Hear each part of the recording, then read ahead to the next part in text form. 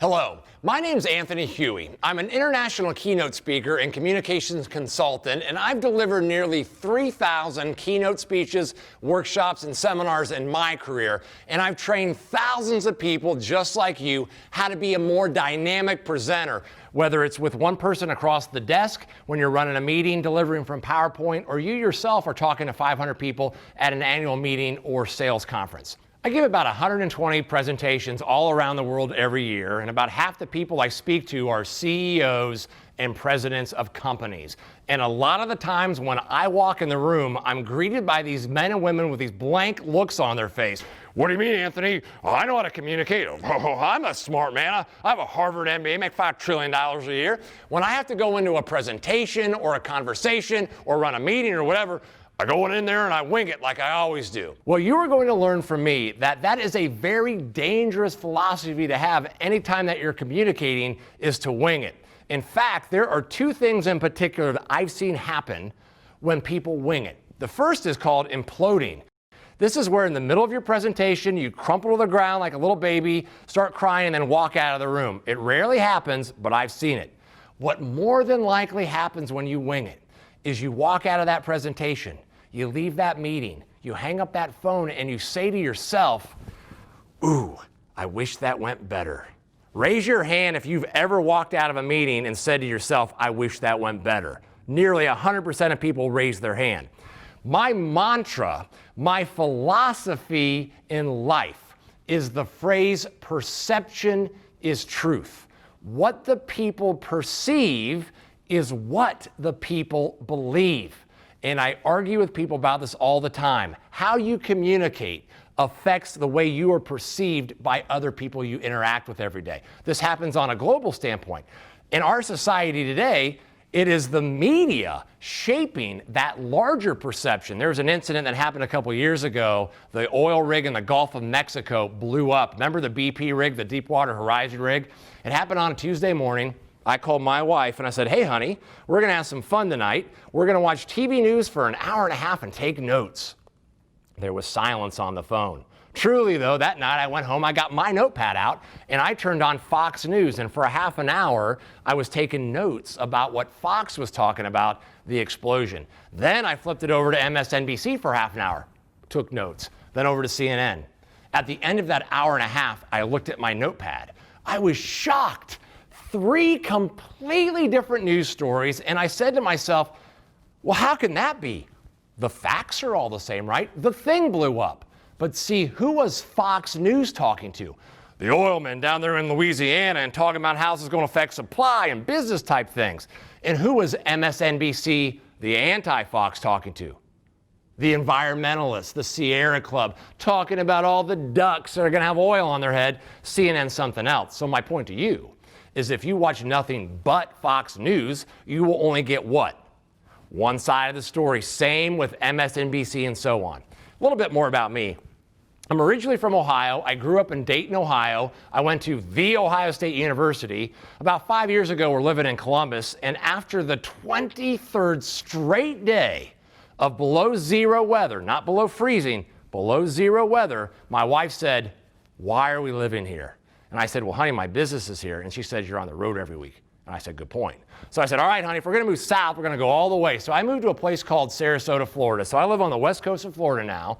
And about a year after I moved, I was so excited because it was my first hurricane. So as a Midwesterner, truly, I had no idea what to expect. We have these shutters on our windows. We batten down the hatches. The hurricane hits on a Sunday night. The next morning, we wake up, nervously throw back the shutters, look around.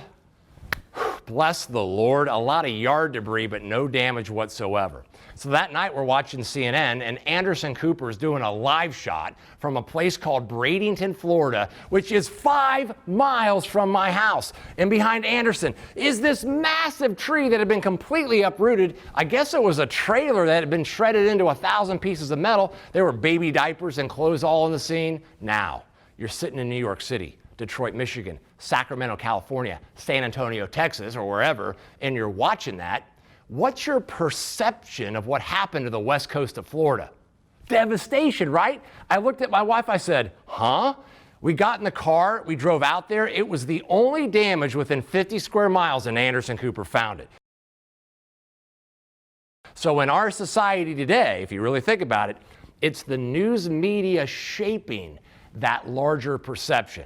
Now, for all you sitting here thinking, well, I don't have anything to do with the media, why is he even telling me this stuff? I got to tell you, anytime that you communicate in life, presentations, conversations, running meetings, the phrase perception is truth is very applicable. There are two key concepts that form the foundation of everything that I teach in life. Number one thing, you all got to get into your head.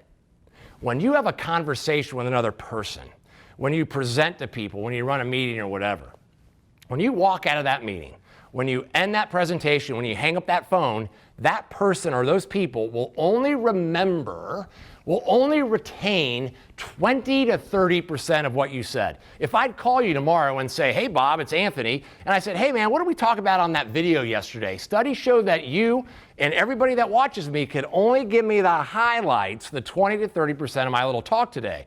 You couldn't regurgitate 100%, but you will all have a what? A perception of me as a communicator. Now, what I'm about to tell you is going to make you blow your mind. If studies consistently show that people really only take away about 20% of what you tell them, what is the 20% that you want them to remember? Is it 20 of the random percent that you're spewing out of your mouth? Or are you thinking strategically about your content? Have you ever heard of the marketing rule of 7? What does that mean? In marketing and advertising of product, services, and your company or whatever, you need to expose your audience to your messages at least 7 times before it's implanted in somebody's brain. Well, knowing that, knowing they're only going to remember 20%, what strategic thought are you putting into those words? This applies to anybody involved in sales. You're selling a product, I don't care what it is. You're selling a service, I don't care what it is. When you go into sales calls, you better be thinking about, what do I want this person to remember at the end of my call here? And if it's not what's going to get you the sale, that's a problem. So that's concept 1. At any given time, when you leave that meeting, they're only going to remember 20%. Concept 2, while you are talking in meetings, presentations, conversations, while you are talking at any given time, 50% of your audience is not paying attention. 50% of your audience is engaged in a deep personal thought. Right now, half of you aren't even listening to me. Truly, what are you thinking? My wife hates me. My kid's an idiot. Where are we going to have dinner tonight? Truly knowing, even for great presenters, that at any given time, half the audience is mentally checked out. What do you think our goal is when we talk to people? To constantly snap the audience back, engage with them. Here's the problem, though, that I found working with all these people in business.